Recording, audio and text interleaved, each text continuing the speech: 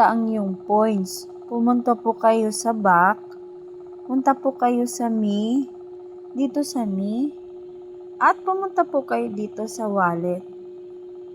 Andito po yun sa Amethyst. Yung mga kiniklaim nyo. Kasi nandito po yan. I-withdraw nyo yan.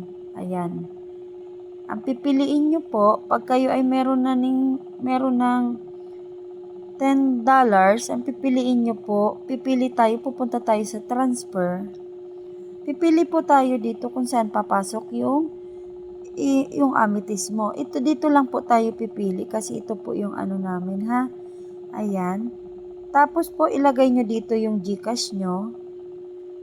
Ayan, ilagay nyo yung GCash nyo. Ayan, lalagay mo dito yung number mo and pangalan mo. Andiyan po yan. Tapos withdraw. Ayan na po. Tapos papasok na po yan sa GCash nyo. Tapos makikita nyo po dito sa Amethyst nyo ay mawawala na yan. Pag 70k na yan, pwede nyo nang i-withdraw.